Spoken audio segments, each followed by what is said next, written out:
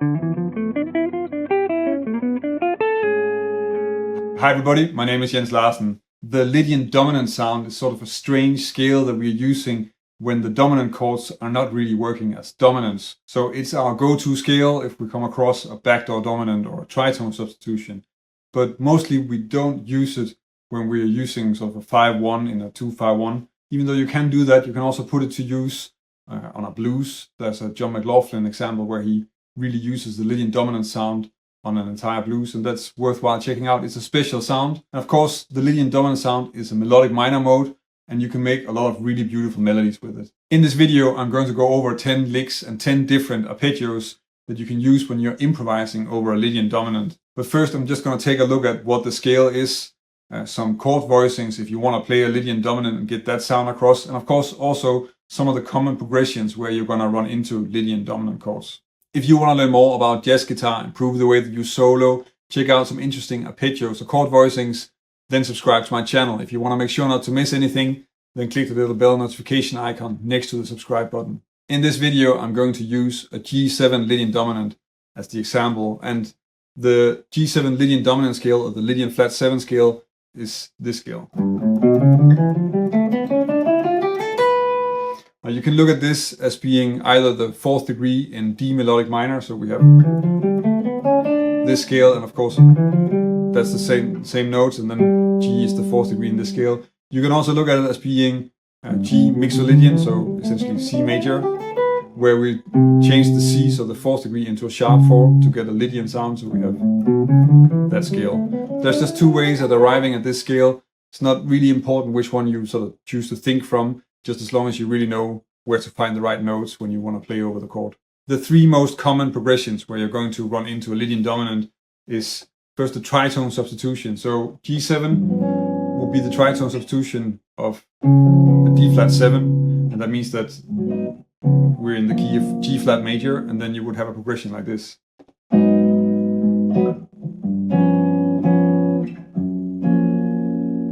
Another place would be if G7, so G7 sharp 11 here, is the backdoor dominant, and it's the backdoor dominant in A major.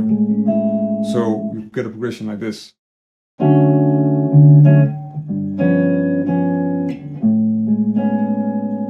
In this progression, the G7 is actually working as sort of a D minor chord. So really what's happening in this type of progression is 4, 4 minor, and then back to 1. The final progression where you're going to run into a Lydian Dominant is when it's the 5 of 5, or the dominant of the dominant in a major key. So G7 sharp 11 here is then the 5 of C7 in F major, and you would have a progression like this.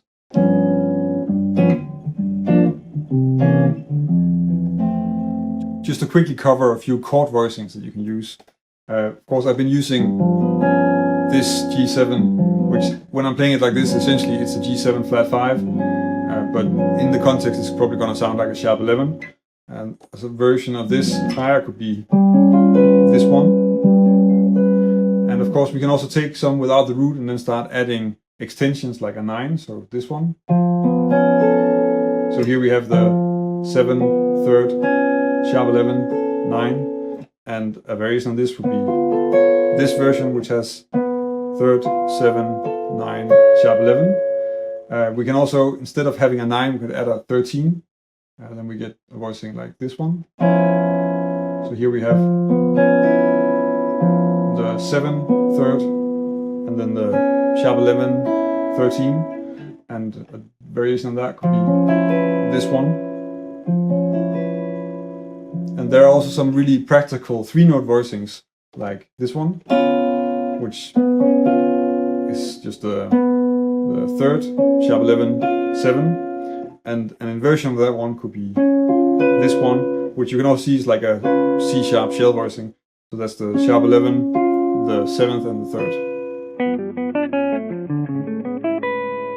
This first example is really coming out of the connection with the melodic minor sound and melodic minor scale, because the arpeggio that I'm using is a D minor major arpeggio.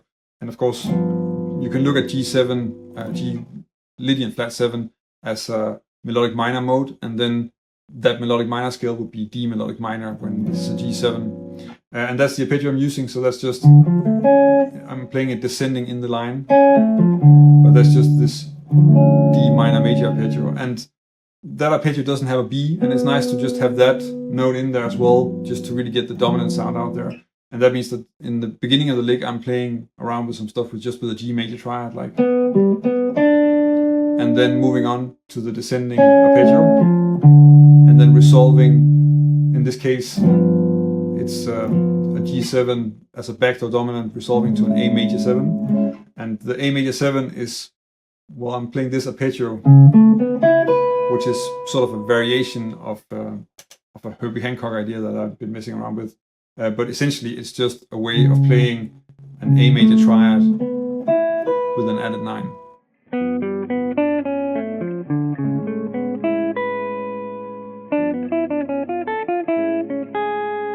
The augmented triad is really a big part of what defines the sound of the Lydian Dominant as well.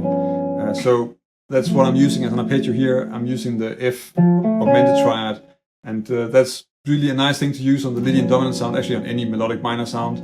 You can also put it in a triad pair. I'm not doing that this time, but you could combine it with, for instance, now we have the F augmented and maybe the G major triad work really well together, or the F augmented and the E minor triad also is a good combination for triad pair stuff.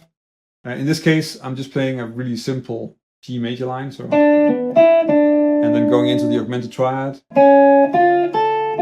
and then thinking the G7 as a backdoor dominant in A, resolving to the 5th of A, and then just continuing to end on the major 7.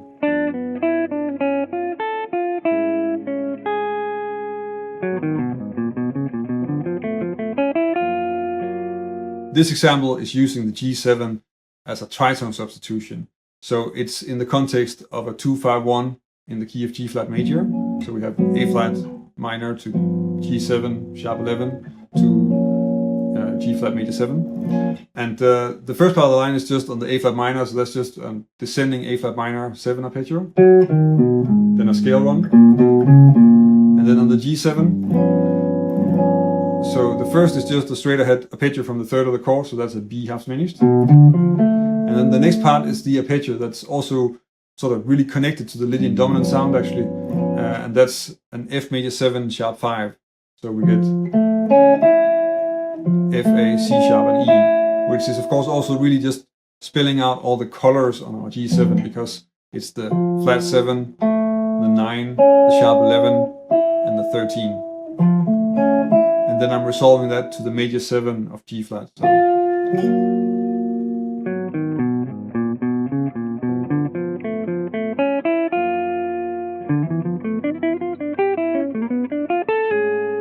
The melodic minor scale has 2 dominant chords next to each other, because in this case we have in D melodic minor we have a G7 and an A7 next to each other, and you can use the A7 on the G7 chord because it's also just a nice set of colors and extensions, because we have the A, which is the 9, the sharp 11, and the 13, the E, and then the root. And that's what I'm using in this line. The first part of the line is really pretty straightforward. It's also pretty D minor related, so that's pretty simple D minor stuff. Some D minor triads with an added 9. Then moving into the A7 arpeggio, and then the B half diminished, and then I'm resolving that to the 7th of A major 7. So.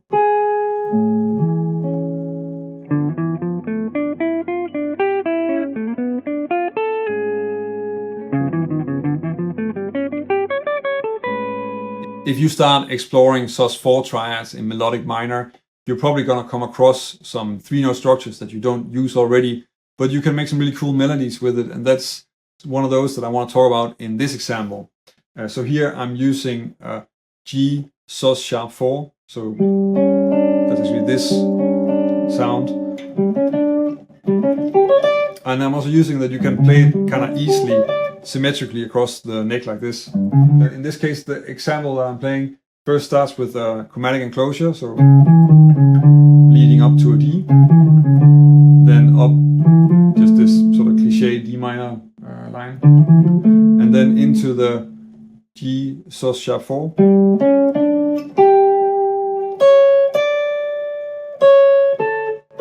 And then just ending on the B on the A major 7, where I'm using the G7 as a backdoor dominant.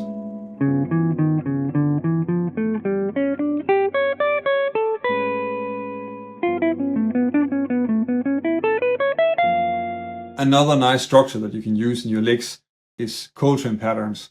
And in this case, on the G7 Lydian Dominant, I'm using a Coltrane pattern from A major. So I'm using A, B, C sharp, and E. And then I'm using that as an arpeggio, so I'm repeating it in the octave. And the line starts with an F major 7 sharp 5, but then played from the root down. Then a scale one. And then we get sort of this really pure sound of the Coltrane pattern, which is, I mean, it's really a part of a major pentatonic sound. It's a very sort of major sound, which also makes it work really well as a sort of really defining sound here on top of the G7. And then I'm resolving that to the major 7 in G flat major, as if the G7 is a tritone substitute for G flat major 7.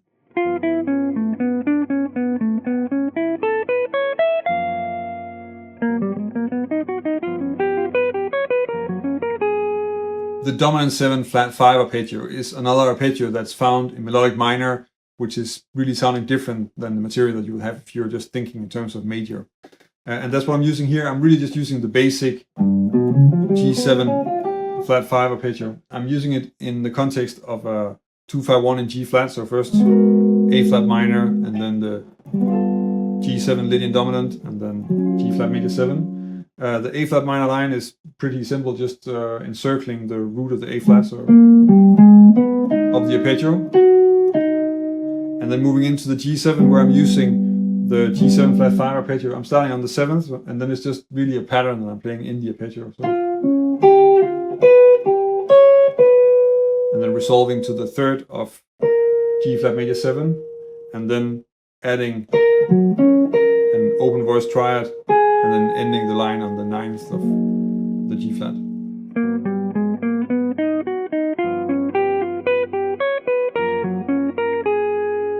The main reason that I can keep on publishing videos every week is that I have a community of people supporting my channel over on Patreon. If you want to help me keep making videos, then check out my Patreon page. And if you join us over on Patreon, I can also give you something in return for your support.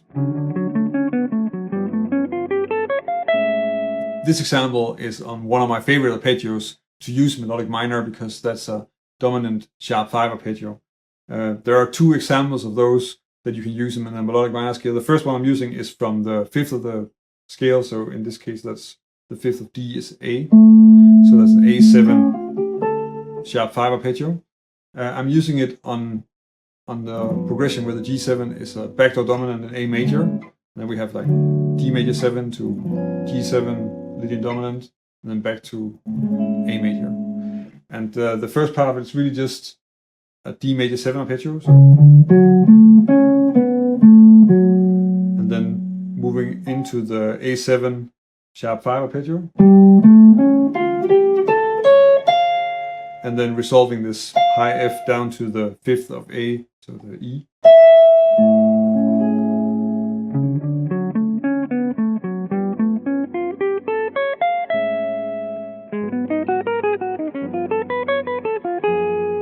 The other dominant 7 sharp 5 arpeggio is found on the 7th degree of the melodic minor scale. So of course, G Lydian Dominant is the same as D melodic minor, and the 7th degree here is the C sharp. So we have a C sharp 7 sharp 5, this arpeggio. And I'm using it on a G7 that I'm using as a tritone substitution in G flat major. The first part of the line is really just an A flat minor 9 arpeggio. And then the G7 line is really just using the C sharp 7 sharp 5 arpeggio, so up to the octave, and then resolving that to the 9th of G flat, so A flat.